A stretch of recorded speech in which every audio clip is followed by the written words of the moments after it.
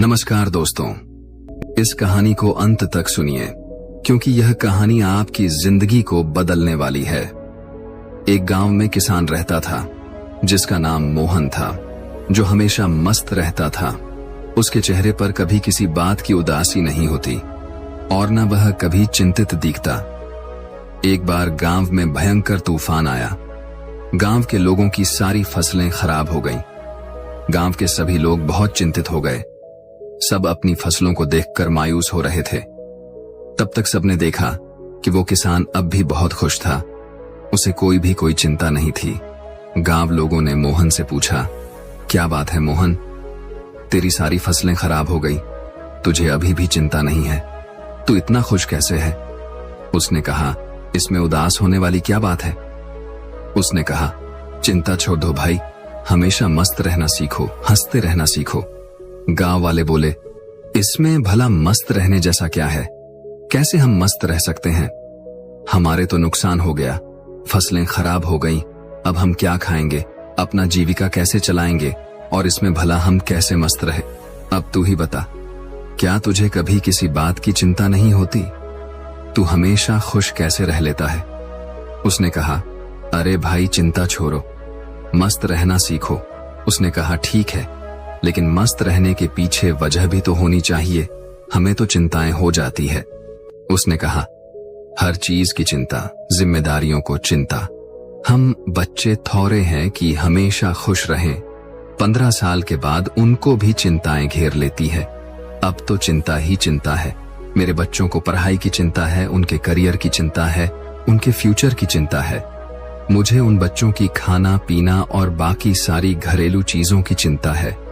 तो भला इंसान को कैसे खुश रहे?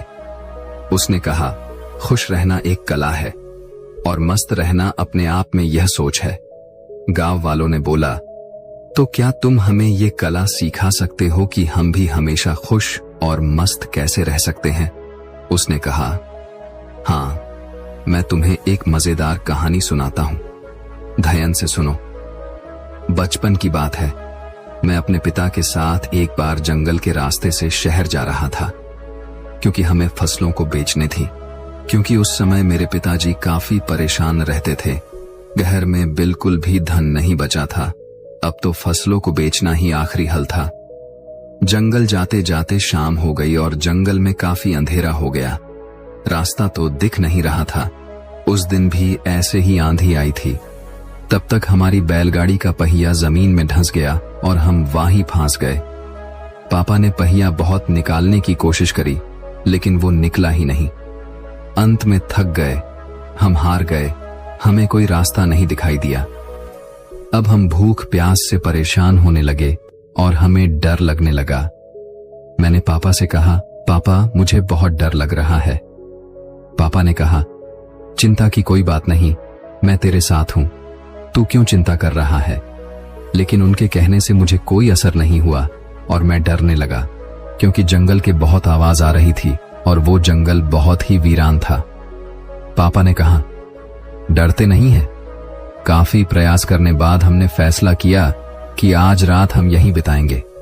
सुबह जैसी होती है फिर हम बैलगाड़ी को निकालने की कोशिश करेंगे, फिर देखते हैं क्या कैसे करना है। लेकिन बात सुबह की नहीं थी। बात यह थी कि आखिर अब रात को खाएंगे क्या?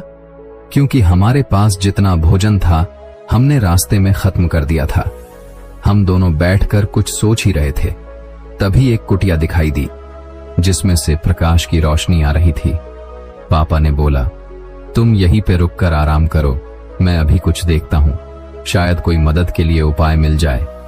पापा फिर चले गए और मैं वहीं पे बैठ के डर के मारे रोने लगा। काफी देर बाद पापा एक महात्मा के साथ आते हुए दिखाई देते हैं। वो महात्मा बड़े ही दिव्य दिख रहे थे। फिर हम तीनों ने मिलके जोर लगाया और बैलगाड़ी का पहिया उस गड्ढे से बाहर निकाल दिया और हमारी बैलगाड़ी बाहर निकल गई। पापा ने उस महात्मा का धन्यवाद किया और हम लोग आगे चल पड़े। उस महात्मा ने हमें कुछ खाने को भी दिया था। मैंने पापा के हाथ में एक कागज देखा। मैंने पूछा, वो क्या है? लेकिन पापा ने उसके बारे में कुछ भी नहीं बताया। अब हम आगे बढ़ते चले। पापा ने बताया नहीं कि महात्मा ने हाथों में क्या दिया था। मैंने उनसे फिर पूछा कि पापा हाथ में क्या है। उन्होंने बोला, कुछ नहीं है, ये तेरे काम की चीज नहीं है। धीरे धीरे काफी समय गुजर गया और हम निकल गए। काफी वक्त गुजर जाने के बाद मैंने पापा से पूछा, पापा उस पत्र में ऐसा क्या था कि जो आप मुझे बताते नहीं हो? तब पिताजी ने कहा, जब मैं इस दुनिया में नहीं रहूं तो मेरे मरने के बाद तुम उस पर्चे को खोलना, लेकिन एक बात और याद रखना, उस पर लिखी बातों को तुम जीवन भर याद रखना और कभी भी भूलना मत। उसने कहा, ठीक है पापा। अब काफी समय गुजर गया। गांव के लोगों ने मोहन से पूछा, वो सब तो ठीक है, लेकिन हमें चिंता क्यों ना हो? हमें तो चिंता होगी ना, हमारी फसलें खराब हो गई। मोहन ने कहा, क्या तुम फसलों को ठीक कर सकते हो? उसने कहा, नहीं। मोहन ने पूछा, क्या तुम दिन को रात बना सकते हो? उसने कहा, नहीं। उसने पूछा, क्या तुम हवाओं को रोक सकते हो? उन्होंने कहा, नहीं। उसने फिर पूछा, क्या तुम बारिश करवा सकते हो? सबने कहा, नहीं भाई नहीं, हम कुछ नहीं करवा सकते, हम भगवान नहीं है। तो उसने कहा, जब तुम्हारे हाथ में कुछ है ही नहीं तो तुम भला चिंता करके क्या पाओगे? सारे किसान सोच में पड़ गए कि यार बात तो सही कह रहा है, इसमें भला ज्यादा चिंता करके क्या होगा। तब मोहन ने कहा, जब हमारे हाथ में कुछ है नहीं तो फिर हम चिंता कर क्या करेंगे? इसीलिए मस्त रहना सीखो और मस्त रहने की आदत डालो, तभी तुम्हारे जीवन में खुशियां आएंगी।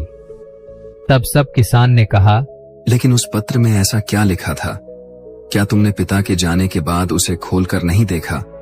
उसने कहा, हाँ, पिता के मरने के बाद मैं बहुत अनाथ हो गया था, कुछ भी अच्छा नहीं चल रहा था, मुझे कोई रास्ता नहीं दिख रहा था कि अब मैं क्या करूं, क्योंकि उस टाइम मेरे पास कोई रोजगार नहीं था और मुझे ये खेती काम इतने अच्छे से आता नहीं था। तभी मेरे दिमाग में आया कि उस पत्र को मैं खोलकर देखूं कि इसमें ऐसा क्या लिखा है। फिर मैंने जब उस पत्र खोला तो मेरी आंखें खुली की खुली रह गईं। सबने पूछा, ऐसा क्या था उस पर्चे में, हमें भी बताओ। किसान ने कहा, उस पत्र में लिखा था कि ये वक्त भी गुजर जाएगा। मुझे इसका मतलब समझ में नहीं आया और उसका मतलब जानने के लिए मैं उस महात्मा के पास गया तो महात्मा ने बताया, ये समय भी गुजर जाएगा। मैंने कहा, ये तो ठीक है, आप तो वही बता रहे हैं जो इस पर्चे पर लिखा है, लेकिन इसका मतलब क्या है? महात्मा ने फिर कहा, यह समय गुजर जाएगा। अब मुझे गुस्सा आया। मैंने फिर से पूछा है, ये क्या मजाक है? मैं इसका मतलब पूछ रहा हूं और आप इस पर लिखी बातों को बार बार मुझे सुना रहे हैं। तब महात्मा ने कहा, तुम अभी परेशान हो, उदास हो, तुम्हें नहीं पता कि ये वक्त है और वक्त गुजर जाता है।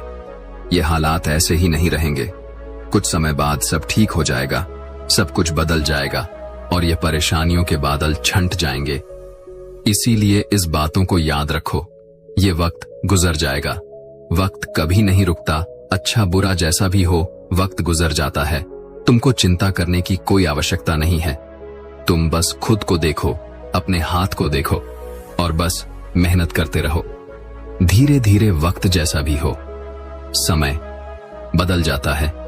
गौर से देखो, तुम्हारे हाथ में कुछ भी नहीं, तुम बेमतलब में फालतू की चिंताएं कर रहे हो, फालतू की मुश्किलों को और बड़ा बना रहे हो जो किसी भी तरह से हल नहीं होने वाली। वक्त अपने आप गुजर जाता है, इसीलिए जो तुम्हारे हाथ में है ही नहीं उससे भला चिंता करके क्या मिलने वाला है। इंसान को चाहिए कि वो सब्र रखें हर वक्त में, हर परिस्थिति में, क्योंकि जिसके पास सब्र नहीं वो कभी भी चैन से जीवन जी ही नहीं सकता। चैन से जीवन जीने के लिए इंसान के अंदर सब्र का होना जरूरी है और सब्र तभी आता है जब इंसान इस बात को याद रखेगा कि वक्त गुजर जाएगा। तब से मेरी जिंदगी बदल गई और मैं इस बातों को जीवन भर के लिए याद करके रख लिया। अब जो कुछ भी होता है मैं चिंता नहीं करता, बस मेहनत करता रहता हूं, कोशिश करता हूं चीजों को ठीक कर सको। लेकिन जो मेरे हाथ में है ही नहीं मैं उसको चिंता करके भला क्या करूं। इसीलिए मैं अब मस्त रहता हूं और लोगों से यही कहता हूं कि मस्त रहो, ज्यादा चिंता मत करो और ज्यादा सोचो मत। जीवन चल रहा है, जीवन गुजर रहा है और जीवन गुजर जाएगा। बाकी अगर ये कहानी आपको अच्छी लगी हो तो इस वीडियो को लाइक करें और ऐसी और कहानी सुनने के लिए डे इंस्पायर्ड यूट्यूब चैनल को सब्सक्राइब करें। तब तक मिलते हैं हम आपसे ऐसी ही एक और प्रेरणादायक कहानी के साथ अगले दिन। धन्यवाद।